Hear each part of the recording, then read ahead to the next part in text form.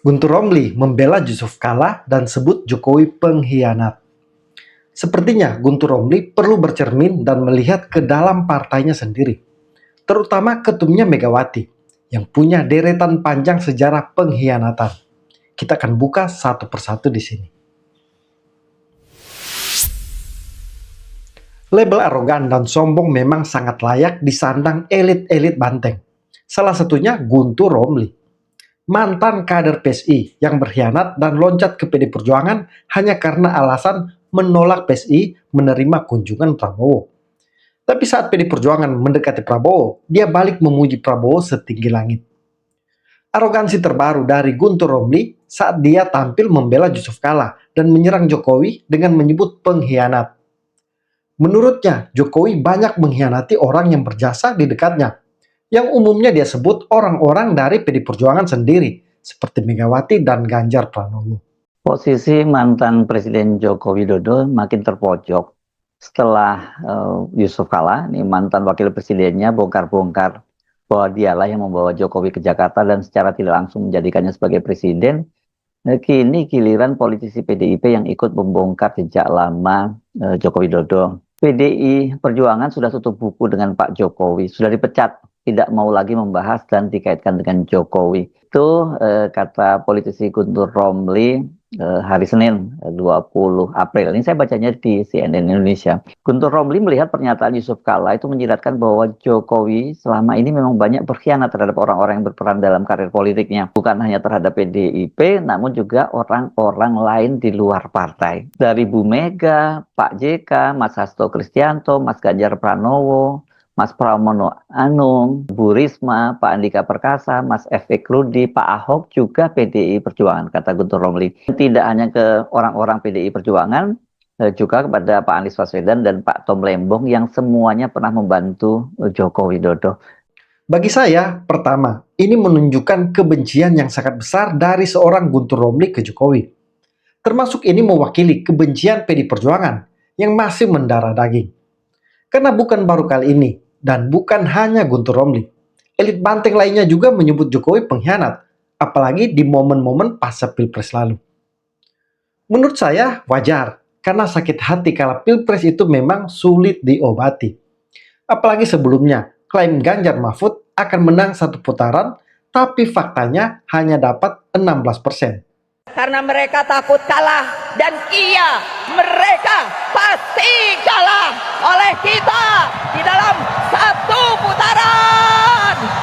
Dan partai Ibu pasti kalah. Dan calon presiden Ibu Ganjar Mahfud pasti kalah oleh Prabowo Gibran dalam satu putaran. Bagi kami rakyat Indonesia sudah cukup kekuasaan partai Ibu dalam 2 periode. Saatnya sekarang nomor 2 yang berkuasa. Saya sebagai rakyat capek dipimpin oleh partai Ibu. Saatnya sekarang ganti partai lain yang berkuasa. Bukan hanya Ibu yang bisa orasi, saya juga bisa orasi. Sampai nafas saya ngos-ngosan. Sudah Bu, cukup. Sekarang saatnya nomor 2. Siap.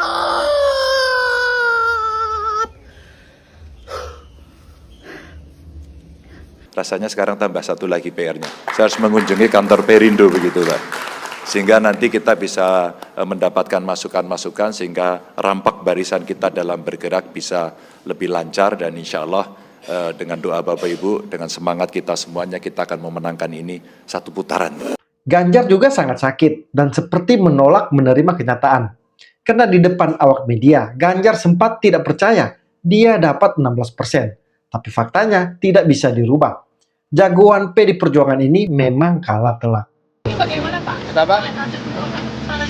Kau percaya nggak suara saya segitu? Iya. Percaya nggak? Percaya.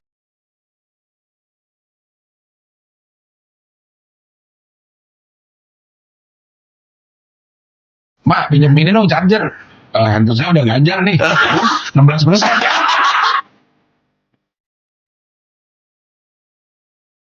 Sakit kekalahan ini sulit terobati, apalagi ada bukti di waktu kampanye saja sudah kelihatan Ganjar dan PD Perjuangan tidak disukai rakyat. Ketika diajak rakyat memilih 03, tapi suara yang muncul kebanyakan mendukung 02. Nomor berapa? Nomor berapa? Ini penuh sekali saya lihat dari atas. Semuanya yakin untuk milih nomor? Nah, jangan takut. Pilih nomor berapa? Pilih nomor berapa? Pilih nomor berapa? Nah, ini baru. Ke TPS-nya masing-masing tanggal 14 Februari pilih siapa? Siapa? Nomor berapa? Nomor berapa? Jadi bagi saya, pernyataan Guntur Romli ini hanya ungkapan rasa sakit hati yang masih menjadi bisul bernanah di banyak hati elit Banteng. Mereka belum move on. Mereka masih yakin. Mereka lebih hebat dari Jokowi. Dan mereka hingga kini tidak bisa menerima kenyataan bahwa faktanya mereka kalah telak. Untuk mengcounter pernyataan Guntur Romli itu, saya pun akan membeber bukti jejak digital yang menunjukkan Megawati lah yang sering melakukan pengkhianatan. Pertama, Megawati mengkhianati Gus Dur. Ini jelas diungkapkan Gus Dur bahwa yang paling bertanggung jawab pelengseran dirinya adalah Megawati dan Amin Rais. Dalam upaya mencopot Anda, siapa orang yang paling bertanggung jawab atas pencopotan tersebut menurut Anda? Dua, Siapa? Amin Rais dan Megawati. Mengapa? Ya, tanya sana dong, tanya. Nah, kalau memang Megawati dan Amin Rais dianggap orang yang paling bertanggung jawab atas pencopotan Anda, apakah Anda dendam sama mereka? Lah, apain dendam sama Amin? Artinya Gus Dur sudah melupakan itu, sudah memaafkan. Maafkan, lupa sih enggak. Nggak bisa bedakan kepemimpinan kok bilang begitu. Ya. Kalau Anda nggak bisa bedakan, ya sudahlah sana. Ngapain sih ikut-ikutan di sini? Mau tahu? Mau tahu? Kepemimpinan saya menghargai kedaulatan hukum. Kepemimpinan Megawati tidak menghargai hukum, melainkan penyelesaian politis. Itu sudah dibuktikan dengan melengsarkan saya, manggil rapat di rumahnya di Kebagusan. Itu kalau mau tahu. Apa yang diucapkan almarhum Gus Dur sekian tahun yang lalu itu terlihat jelas hingga sekarang. Megawati sama sekali tidak menghargai keputusan hukum Mahkamah Konstitusi yang telah menetapkan Gibran sebagai calon wakil presiden dan tidak menghargai keputusan Komisi Pemilihan Umum atau KPU yang telah menetapkan Prabowo Gibran sebagai pemenang Pilpres 2024. Padahal keputusan KPU tersebut didasarkan pada fakta dan data yang sangat jelas bahwa 96 juta lebih rakyat Indonesia telah memilih Prabowo Gibran. Dengan demikian, Megawati pun tidak menghargai suara mayoritas rakyat Indonesia. Kedua, Megawati mengkhianati negara dengan menjual sejumlah aset penting ke tangan asing. Megawati pun banyak menuai sorotan karena penjualan aset ini, yang salah satunya adalah Indosat. Inilah dua aset negara yang pernah dijual Ibu Megawati saat menjadi presiden. Yang pertama, Indosat. Di masa kepemimpinan Ibu Megawati pada tahun 2002 menjual Indosat yang masih berstatus sebagai BUMN dengan divestasi saham dimenangkan oleh perusahaan asal Singapura yaitu Singapore Technologies Telemedia yang mengeluarkan dana sebesar 5,6 triliun rupiah untuk membeli 41,94% saham, lalu memperoleh keuntungan berlipat setelah menjual seluruh saham Indosat yang dibeli dari Indonesia kepada Qatar, yang akhirnya setelah akuisisi saham Indosat berubah nama menjadi PT Indosat Uridu. Yang kedua, hak eksplorasi ladang gas. Pada saat itu, Ibu Megawati juga pernah menjual hak eksplorasi ladang gas dengan harga yang masih terbilang murah. Sehingga banyak yang berpendapat bahwa keputusan tersebut membuat rugi negara. Salah satu gas yang dijual oleh Ibu Megawati ialah gas dari lapangan tangguh Papua ke negara Cina. Ketiga, pengkhianatan Megawati kepada bangsa dan negara terkait kasus BLBI atau Bantuan Likuiditas Bank Indonesia. Mantan Menteri Keuangan Kwi Kian Gi menyebut di dalam sidang keputusan Megawati mengeluarkan instruksi presiden atau Inpres nomor 8 tahun 2002 yang menjadi dasar terbitnya surat keterangan lunas atau SKL. Menurutnya, keputusan itu mengakibatkan kerugian negara yang sangat besar.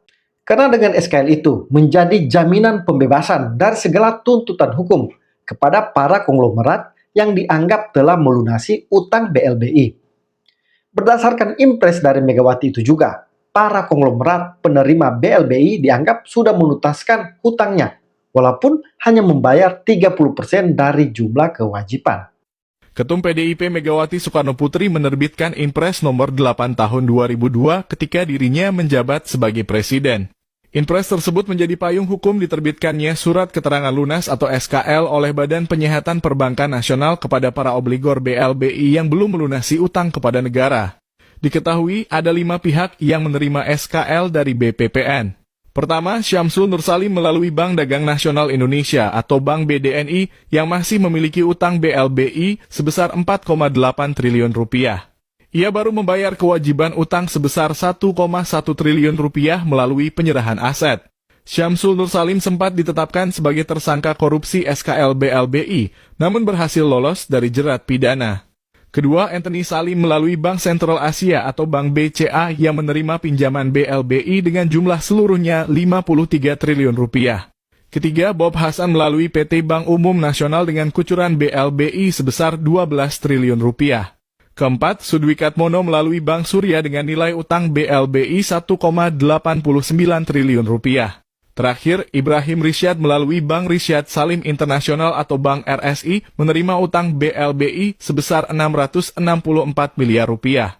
Hutang-hutang yang harusnya dibayarkan oleh para penerima dana BLBI seharusnya bisa digunakan untuk meningkatkan kualitas pendidikan, kesehatan, dan kesejahteraan masyarakat. Kalau hutangnya diampuni begitu saja, yang kaya semakin kaya, wong cilik tetap hidup susah. Jangan mimpi bisa punya pekerjaan layak, karena PDIP cuma peduli dengan konglomerat kaya raya, bukan rakyat kecil. Keempat, pengkhianatan Megawati ke pendiri PDI Perjuangan yang lain. Megawati menjadikan PDI Perjuangan seperti kerajaan yang hanya milik Tras Soekarno. Seolah-olah yang harus menjadi ketua umumnya harus berdarah Soekarno. Padahal PDI Perjuangan adalah fusi atau gabungan dari beberapa partai. Bahkan menurut mantan pendiri PDI Perjuangan, Laksamana Soekardi, Megawati jadi mirip Soeharto. Seolah-olah kata demokrasi di nama PDI Perjuangan pun tanpa arti.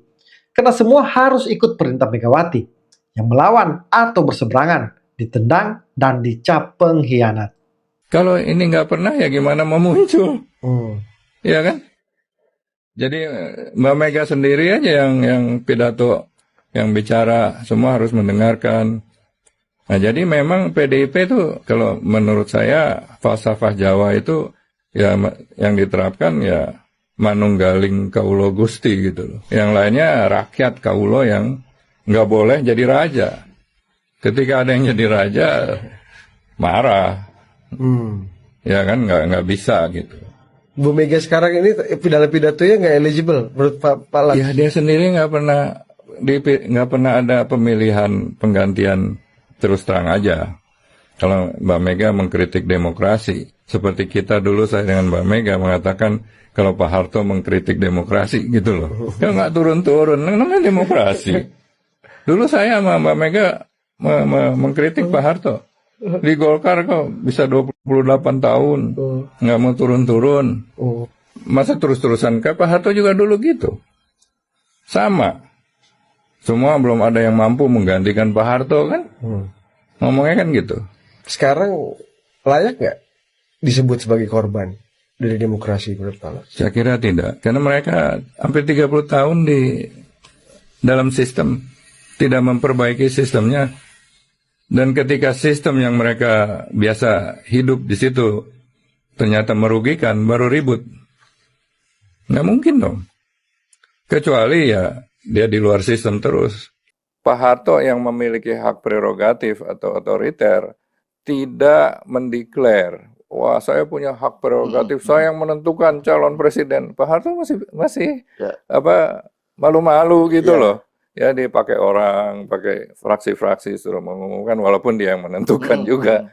Nah jadi sudah sama nih sekarang antara Pak Harto dan Megawati, hak prerogatif, dan dulu kita mengkritik Pak Harto yang nggak turun-turun dari Golkar 28 tahun bersama Mbak Mega, ya sekarang tidak ada bedanya lagi. Nah, kembali ke Pak Jokowi. Pak Jokowi melihat dan memiliki kepentingan mungkin nasionalisme harus menang. Ya, nasionalis lah. Ya. Dia lihat di dalam PDIP tidak ada yang lebih populer dari Megawati kan. Dia mempromosikan mulai mengangkat Mas Ganjar. Ya. dibawa-bawa, dikatakan berambut putih Ya. dan lain sebagainya. Nah, mulai naiklah itu elektabilitas Ganjar Ya. ditemukan dengan Mas Prabowo. Ya. Nah, ketika di dalam PDIP tidak ada lagi kandidat, ya Puan tidak naik-naik elektabilitasnya dan Ganjar sudah mulai nampak elektabilitasnya tinggi, langsung Ganjar didaulat oleh Ibu Mega sebagai capres tanpa konsultasi Pak Jokowi. Ya. Nah, bahkan setelah itu isu-isu tegak lurus itu kan tegak lurus ke ketua umum itu kan menjadi karena masalah bal-balan itu sepak bola U20 dan lain sebagainya. betul. Dan terbukti Ganjar deliver tegak lurus gitu loh. Sedangkan orang-orang yang pinter dan berprestasi seperti Pak Jokowi itu gerah gitu loh. Benar-benar gerah, tapi dia diam terus. Ya, orang Solo kan begitu, ya kan. Nah, akhirnya itu diblokir aksesnya. Pak Jokowi melihat telah mungkin ya dengan akses tadi saya katakan kalau main tenis tuh ada advantage ya. Bahwa tidak mungkin menang. Ya. Maka akhirnya tinggal Pak Prabowo yang diusulkan. Nah, setelah itu kan masih diam tidak dipecat kan. Ya. Tetapi Mbak Mega ini sudah terlalu lama diagung-agungkan, ya, sebagai kepala sekte lah. Tidak ada yang berani menolak di situ. Tidak ada yang berani bertanya kecuali ditanya. Ya, jadi sebagai pemegang hak prerogatif dan semua kader-kader tidak boleh ya melawan, ya harus tegak lurus. Tapi tegak lurusnya saya melihat sebagai taklid gitu loh. Ya orang yang submissive gitu ya, submission gitu. Submission dan dalam agama Islam taklid itu kan dilarang. Iya betul. Seperti sapi dicocok hidungnya aja nurut gitu walaupun salah kan. Nah, saya melihat kepemimpinan Mbak Mega kalau melihat ada kader yang baik, ya seperti Jokowi diajak bicara sebagai mitra. Harusnya. Iya, dinaikkan kedudukannya sebagai mitra karena prestasinya luar biasa harus diberikan reward dong. Kalau dia salah baru diberikan punishment. Nah, itu tidak terjadi. Karena dalam kamusnya tidak ada boleh orang yang melebihi dia gitu. Ya, karena dia pemegang hak prerogatif, ya dia anak biologis Bung Karno. Kelima, pengkhianatan Megawati ke Jokowi. Megawati memang tidak menginginkan Jokowi menjadi besar karena takut tersaingi. Sejak maju di Pilgub DKI, Megawati tidak inginkan Jokowi. Yusuf Kala dan adik Prabowo Hasyim mengakui itu. Megawati sejak awal tak inginkan Jokowi. Begitu juga di Pilpres. Megawati kabarnya masih ingin agar dirinya maju, tapi elektabilitas Jokowi sangat tinggi. Megawati sendiri tak mampu kalahkan. Nama Jokowi pun diusung dan dideklarasikan pertama kali jadi calon presiden dari Nasdem, Surya Paloh. Baru kemudian diikuti PDI Perjuangan. Tapi yang lucu, yang koar-koar paling berjasa adalah Megawati.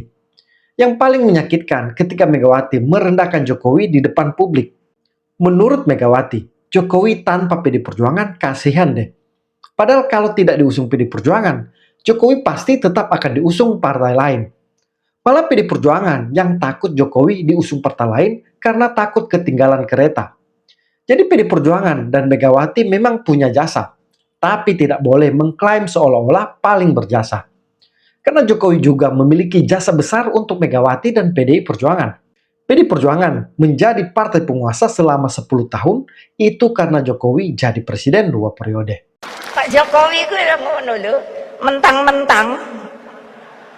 Lah iya, padahal Pak Jokowi kalau nggak ada PDI Perjuangan juga, aduh kasihan dah.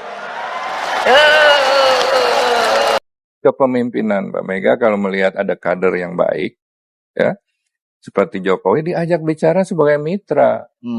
Harusnya. Iya, dinaikkan kedudukannya sebagai mitra karena prestasinya luar biasa harus diberikan reward dong. Kalau dia salah baru diberikan punishment. Nah, itu tidak terjadi. Karena dalam kamusnya tidak ada boleh orang yang melebihi dia gitu.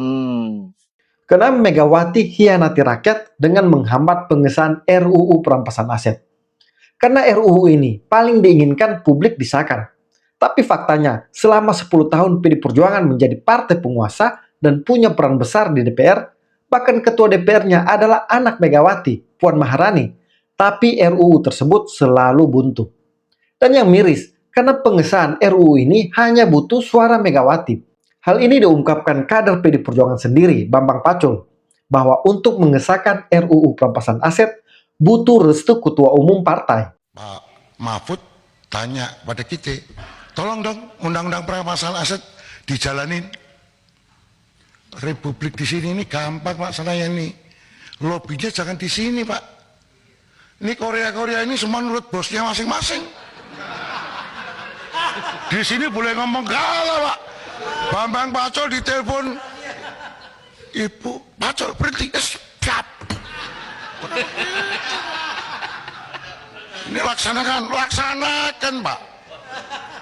Jadi 2 presiden pernah nanya sama saya, pembatasan uang kartal sama ini RUU ini yang mana ya? Pak Presiden, kalau pembatasan uang kartal pasti DPR nangis semua. Kenapa?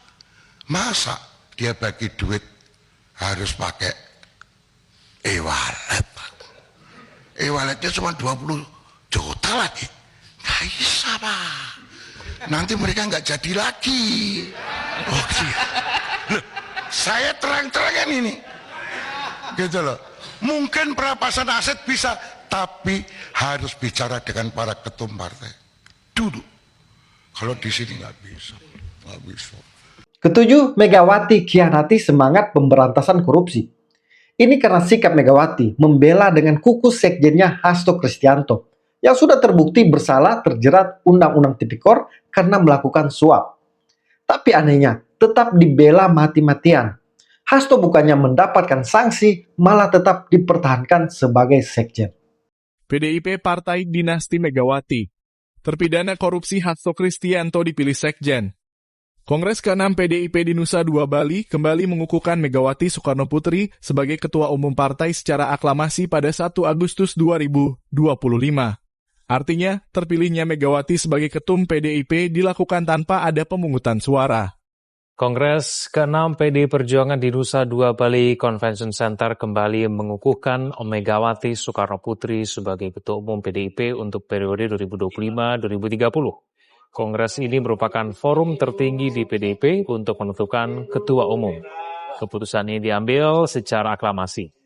2 pekan berselang, Ketum PDIP Megawati Soekarno Putri bahkan tidak sedikit pun mempertimbangkan kader partai lain untuk menjabat Sekretaris Jenderal Sekjen kecuali Hasto Kristianto. Jadi Ibu langsung melantik, memang suasananya agak menarik karena pada saat dibacakan sekjennya belum ada. Terus Bu, yang satu bagaimana begitu katanya. Ya udah diumumin, siapa Bu? Gak ada yang tahu kok. Loh yang itu yang mana Bu? Gitu. Terus Ibu nyebut, ya Hasto lah gitu. Padahal Hasto Kristianto terbukti bersalah dalam perkara suap terkait pengurusan pergantian antar waktu PAW DPR RI untuk buronan Harun Masiku. 2. Nyatakan terdakwa Hasto Kristianto terbukti sah dan menyatakan bersalah melakukan tindak pidana, turut serta melakukan tindak pidana korupsi berupa pemberian suap secara bersama-sama dan berlanjut sebagaimana dalam dakwaan kedua alternatif pertama. Menjatuhkan pidana kepada terdakwa Hasto Kristianto dengan pidana penjara selama 3 tahun dan 6 bulan. Meski sudah mendapat amnesti, Majelis Hakim Tipikor PN Jakarta Pusat menjatuhkan hukuman pidana dengan vonis 3 tahun 6 bulan kepada Hasto karena terbukti melakukan tindak pidana korupsi. Hasto memberikan uang suap kepada mantan komisioner KPU Wahyu Setiawan sebesar 400 juta rupiah. Kedelapan, Megawati mengkhianati sejarah bangsa. Karena Megawati hanya terus menjual dan membanggakan nama Soekarno bapaknya, yang seolah-olah hanya Soekarno yang paling berjasa. Padahal para founding father yang lain punya andil dalam memerdekakan dan memajukan bangsa. Bilang itu bukan proklamator, kamu nggak akan merdeka, tahu? Ingat, kalau tidak ada yang berani berbicara namanya proklamasi. Gak ada kalian ini, masih jadi budak-budak. Ingat. Ingat Bu, peristiwa Rengas Dengklok. Apakah bangsa kita ini, apakah Indonesia ini memang merdeka hanya karena satu orang? Soekarno dan Hatta itu adalah proklamator. Betul. Kayak pernyataannya Bu Megawati itu, kalau nggak ada yang baca proklamasi, kamu masih jadi budak. Kalau nggak ada bapak saya, kamu masih jadi budak. Kalau nggak ada Soekarno, kalian masih jadi budak. Seperti kemerdekaan itu diwariskan gitu. Jadi menimbulkan kesan kalau kemerdekaan itu adalah hak waris. Padahal proklamasi itu dan kemerdekaan itu adalah hasil kolektif. Narasi yang keluar dari mulut Ibu Mega tadi ya bisa jadi terkesan berbahaya sih. Kita semua rakyat Indonesia itu memang harus berhati-hati ya. Jangan sampai kemerdekaan itu dijadikan alat haus kekuasaan. Apalagi ketika sejarah itu dijadikan alat pembenaran kekuasaan. Takutnya yang terjadi adalah malah akan jadi pembusukan demokrasi secara halus, secara perlahan. Bayangkan ketika keturunan tokoh pahlawan Indonesia yang dulu memperjuangkan gitu ya. Keturunannya nih ya, ini ngomongin keturunannya ya. Keturunannya ini memiliki rasa berhak memimpin hanya karena garis darah. Wah, bahaya banget. Bangsa yang dewasa itu, bangsa yang hebat itu adalah bangsa yang harus dan bisa menghormati sejarah. Momen itu 17 Agustus 1945 itu adalah puncaknya gitu. Puncaknya setelah puluhan tahun rakyat-rakyat itu memperjuangkan hasil dari perlawanan puluhan tahun rakyat Indonesia dari Sabang sampai Merauke. Ada Pangeran Diponegoro, ada Imam Bonjol, ada Cut Nyak Dien yang bertempur puluhan tahun sebelum Soekarno lahir. Ada Budi Utomo, ada Serikat Islam, ada Muhammadiyah dan lain-lain. Jadi proklamasi itu bukan hadiah pribadi atau hadiah yang memang hanya dari Soekarno itu sendiri. Enggak, itu hasil rame-rame. Ibu jangan terlalu pede lah gitu. Orang bilang kalau nggak dikasih lungsuran Gus Dur, buktinya 3 kali nyapres Ibu nggak pernah kepilih. Kan gitu kan. Ini kan fakta. Yang tidak Pancasilais silakan keluar dari Indonesia. Hal-hal seperti ini memang sebaiknya atau ya sebenarnya tidak perlu dilakukan. Karena ini menyangkut dengan bangsa Indonesia. Ini kan bukan partai PDIP. Yang selalu kita dengar kalau ada pertemuan partai yang tidak setuju keluar itu kan parameter Pancasilais itu sebenarnya apa gitu. Kalau kita mau jujur ya kalian-kalian yang pernah jadi pemimpin itu juga perlu diuji Pancasilaisnya kan gitu. Nah Bu Mega sendiri kan pernah jadi presiden kelima, lungsurannya Gus Dur itu pun tidak menjalankan apa yang kita harapkan karena terjadi penjualan aset negara dari mulai Indosat, Blok Tangguh, apalagi kapal Pertamina, lepas 2 pulau. Nah ini kalau kita bicara Pancasilais, Bu Mega sendiri Pancasilais atau enggak dengan kejadian itu? Kalau kita ikuti selama ini, Bu Mega kan selalu menjual nama Soekarno sebagai proklamator. Seolah-olah dia adalah pemain tunggal di Republik ini yang memerdekakan Indonesia. Tidak juga seperti itu. Jadi ini yang harus diluruskan. Karena kalau tidak, ini menjadi blunder, menjadi hal tidak baik yang balik kepada Bu Mega sendiri gitu. Menjual boleh saja, tapi harganya jangan terlalu ditinggikan. Karena ada kontribusi orang lain di dalam proses kemerdekaan Republik Indonesia ini. Yang bengak-bengok itu kan cuma Bu Mega saja. Setiap kampanye bawa gambarnya Bung Karno, termasuk Puan juga sudah bawa gambarnya Bung Karno gitu. Kan di dalam agama kalau Ibu sebagai Muslim kan ada apa itu? Ada ria, ada ujub, ada sum'ah. Ya kan? Ria itu pamer, ujub itu merasa bahwa dia lebih baik, sum'ah itu pengen dipuji kan gitu. Kalau ini tidak terjadi, yang keluar itu malah penzoliman. Seperti itu kata ulama-ulama kita. Kalau kebetulan anak Ibu jadi ketua DPR itu satu hal karena fasilitas juga kan gitu. Jadi tolonglah hal-hal seperti ini jangan spill ke ranah sosial yang sebenarnya kita tidak diuntungkan sama sekali semua pihak ini, termasuk Ibu sendiri yang akan makin dimarginalkan orang. Partai PDIP ini makin hari makin keropos kan karena perilaku kalian. Bengok-bengok, maki-maki orang, seolah kalian yang paling benar. Partai PDIP ini ya, masih partai terkorup kok sampai sekarang. Angkut dengan bangsa Indonesia, ini kan bukan partai PDIP. Yang selalu kita dengar kalau ada pertemuan partai yang tidak setuju keluar itu kan. Itu karena internal PDIP. Kalau ini kan bangsa Indonesia, 285 juta ini tidak bisa digitukan. Parameter Pancasilais itu sebenarnya apa gitu? Kalau kita mau jujur ya kalian-kalian yang pernah jadi pemimpin itu juga perlu diuji Pancasilaisnya kan gitu. Karena apa? Karena banyak terjadi hal-hal yang dilanggar. Dari mulai ketuhanan yang Maha Esa yang harusnya kita berbagi karena Tuhan itu satu, tapi IMB rumah ibadah saja di luar Islam sulit didapatkan gitu. Belum lagi yang lain-lain, keadilan sosial, yang adil yang mana gitu kan? Kalau kita lihat gitu kan. Nah Bu Mega sendiri kan pernah jadi presiden kelima, lungsurannya Gus Dur, itu pun tidak menjalankan apa yang kita harapkan karena terjadi penjualan aset negara dari mulai Indosat, Blok Tangguh, apalagi kapal Pertamina, lepas 2 pulau. Nah ini kalau kita bicara Pancasilais, Bu Mega sendiri Pancasilais atau enggak dengan kejadian itu? Tapi sebenarnya kan memang tidak perlu diungkit-ungkit karena setiap pemerintahan pasti tidak sempurna. Itu pasti terjadi. Nah, yang kedua, ada statement juga pada saat pembukaan galeri lukisan Guntur ya. Itu beliau mengatakan kalau tidak ada deklarasi yang dibacakan oleh Pak Soekarno, kita masih menjadi bangsa Buddha. Ya bisa iya, bisa tidak juga gitu. Karena sebenarnya proses deklarasi kemerdekaan Republik Indonesia yang tanggal 17 Agustus itu tidak sedemikian serta-merta begitu saja jadi pagi hari, karena itu berproses 4 bulan sebelumnya kan gitu. Karena dibentuk BPUPPKI itu tanggal 29 April umpamanya. Itu kan Badan Persiapan Kemerdekaan Republik Indonesia.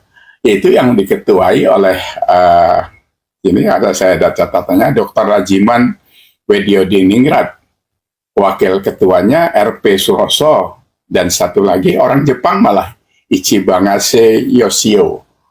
Ini kan berarti kan di dalam proses itu masih ada kontribusi Jepang juga. Jadi total anggota itu ada 66 ya. 8 diantaranya adalah orang-orang Jepang. Nah Pak Soekarno sendiri kan menjadi anggota di situ. Beliau, terus Muhammad Hatta, Muhammad Yamin, Tan Eng Hoa. Jadi ada orang Tionghoa juga di situ, Otto Iskandar Diningrat. Jadi tidak bisa dimonopoli. Kalau kita ikuti selama ini, Bu Mega kan selalu menjual nama Soekarno sebagai proklamator. Seolah-olah dia adalah pemain tunggal di Republik ini yang memerdekakan Indonesia. Tidak juga seperti itu. Jadi ini yang harus diluruskan. Karena kalau tidak, ini menjadi blunder, menjadi hal tidak baik yang balik kepada Bu Mega sendiri gitu. Menjual boleh saja, tapi harganya jangan terlalu ditinggikan. Karena ada kontribusi orang lain di dalam proses kemerdekaan Republik Indonesia ini. Nah kalau kita lihat dari 66 anggota itu, apa anak cucunya itu nggak punya hak ngomong yang sama gitu? Kan harusnya tidak demikian gitu. Anaknya Hatta, cucunya Hatta nggak pernah ada yang ngomong sampai sekarang, mereka cool saja gitu. Yang bengak-bengok itu kan cuma Bu Mega saja. Setiap kampanye bawa gambarnya Bung Karno, termasuk Puan juga sudah bawa gambarnya Bung Karno gitu. Jadi jualan itu boleh-boleh saja, tapi nggak usah terlalu high profile, terus high price kayak gitu. Nanti akan tidak baik, pasti tidak baik, karena negara ini dimerdekakan oleh ribuan nyawa pahlawan, ratusan orang-orang yang dalam persiapan itu. Yang lebih menarik lagi adalah pada tanggal 15 Agustus itu terjadi penculikan. Soekarno dan Hatta dibawa ke Rengas Dengklok oleh siapa itu? Hairul Saleh, Soekarni, dan Wikana. Ini orang-orang yang menekan Soekarno agar cepat mendeklarasikan. Nah, kalau orang-orang ini kemarin tidak berperan, apa kita bisa katakan bahwa Indonesia juga belum merdeka gitu? Jadi kalau kita lihat kontribusi siapa yang paling besar, ya ada bagiannya masing-masing. Dari BPUPKI yang 66 orang itu, terus dari grupnya yang Hairul Saleh yang bertiga ini, yang membawa Soekarno ditekan di Rengas Dengklok itu supaya cepat memerdekakan itu. Jaminannya mereka bilang ya ini kita cukup kuat untuk mengepung mengusir Jepang. Kalau ini tidak terjadi bisa terjadi pembunuhan besar-besaran. Gitu. Nah itu tadi kan. Jadi kalau itu tidak terjadi, apakah Soekarno juga bisa mendeklarasikan pada tanggal 17 Desember 17 Agustus itu? Bisa iya, bisa tidak juga kan gitu. Apakah Jepang yang ada di dalamnya di dalam panitia itu juga rela memerdekakan Indonesia? Pertanyaannya jadi panjang. Jadi kita ini juga nggak usah terlalu menghitung-hitung value masa lalu seolah-olah kita yang paling punya kontribusi atau keturunan kita. Karena kita sekarang ini yang harus dikerjakan adalah menata masa depan. Nah, dari statement itu yang paling saya tidak suka, saya garis bawahi, saya selalu mengatakan saya paling tidak suka kalau anak-anak muda kita itu dimarginalkan. Karena kan di situ ada juga statement Bu Mega itu yang mengatakan anak sekarang perempuan-perempuan itu cuma bisanya bersolek dan sebagainya.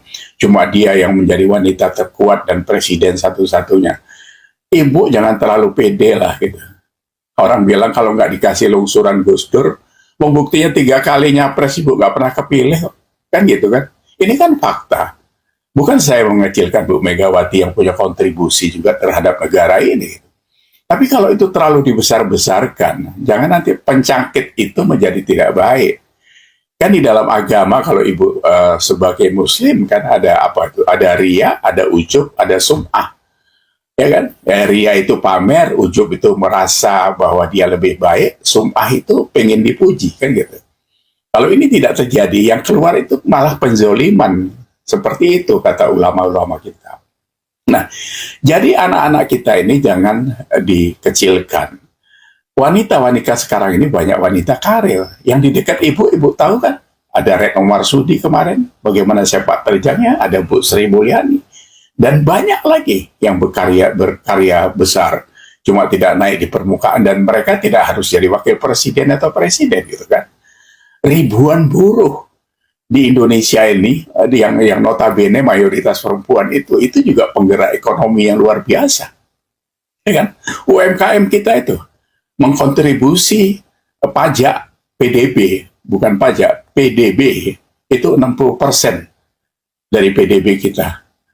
Mereka menyerap 94% tenaga kerja di Indonesia itu UMKM yang notabene di situ juga banyak sekali perempuan-perempuan berkarya. Jadi tidak boleh itu dikecilkan seperti itu. Seolah-olah cuma bisanya menyolek, kinclong, dan sebagainya. Cuma Ibu Megawati saya yang perempuan yang berkarir yang luar biasa di Indonesia. Yang enggak juga gitu kan. Anak saya ada 2 perempuan. Saya juga dulu tidak tamat kuliah. Ya anak saya bisa jadi dokter. Anak saya sekarang punya usaha sendiri. Ya mereka punya kontribusi kan. Punya karyawan walaupun 3-4 orang. Itu kan harus dihargai hal-hal seperti itu. Jadi tidak bisa. Ya kalau kebetulan anak ibu jadi ketua DPR itu satu hal karena fasilitas juga kan gitu. Jadi tolonglah hal-hal seperti ini jangan spill ke ranah sosial yang sebenarnya kita tidak diuntungkan sama sekali semua pihak ini. Termasuk ibu sendiri yang akan makin dimarginalkan orang. Partai PDIP ini makin hari makin keropos kan karena perilaku kalian. Bengok-bengok, maki-maki orang, seolah kalian yang paling benar. Partai PDIP ini ya, masih partai terkorup kok sampai sekarang. Itu kan dibaca orang. Jadi apalagi sekarang ini ada rekam jejak kita secara digital dan macam-macam. Jadi perlu hati-hati. Jadi tidak sembarangan ke asal ngomong saja gitu. Saya selalu membalance informasi untuk meluruskan yang salah itu. Jadi saya tidak pernah menyerang orang, tapi saya harus meluruskan kalau ada hal-hal yang salah. Sekarang saja saya sebagai pendukung Pak Prabowo, kalau ada yang kurang baik, ya saya luruskan. Didengar atau tidak, sampai atau tidak, itu urusan belakang. Ini saya sampaikan kepada Bu Megawati khususnya. Karena di hari-hari senja seperti Ibu itu, berikan contoh yang baik untuk anak-anak kita. Jangan nyolot ke sana-sini, nggak ada untungnya juga. Partai Ibu sekarang dalam kondisi yang kurang baik. Jadi ini harusnya dibaikin, harusnya bukan reformasi. Harusnya ada kontemplasi apa yang salah dan harus apa yang diperbaiki ke depan itu. Bukan malah nyolot ke sana sini. Buat apa Ibu marah-marah? Nah, intensi saja gitu kan. Kita udah tua-tua ini fine-fine saja, main-main sama cucu. Negara ini udah ada yang ngurus, Bu. Sekarang ada kaum Gen Z, nanti berikutnya siapa-siapa. Ya kita lihat sambil kita kasih nasihat yang baik-baik dengan cara yang baik gitu. Karena baik itu juga harus benar, bukan sekedar baik tapi tidak benar. Ya, saya pikir begitu saja. Terima kasih. Jadi kepada Guntur Romli, sebelum mengkritik orang lain, coba kritik dulu ke dalam. Tapi rasa-rasanya tidak mungkin, karena di PD Perjuangan tidak ada yang berani mengkritik Megawati. Yang berani berlawanan dengan Megawati, seperti kata Laksamana Soekardi, akan langsung ditendang. Semua yang menentang langsung dicap sebagai pengkhianat partai. Sehingga partai yang katanya menjunjung tinggi demokrasi, tapi dalam prakteknya malah mirip kerajaan. Kader partai yang dirasa mengancam dan pamornya mulai melebihi Megawati langsung disingkirkan. Dan itu yang dialami Jokowi. Jadi label pengkhianatan yang disematkan ke Jokowi oleh Guntur Romli dan elit PD Perjuangan yang lain itu tidak lebih dari menjalankan dalam tanda kutip perintah Megawati. Terima kasih teman-teman sudah menonton, sampai jumpa di video selanjutnya. Salam kontra narasi.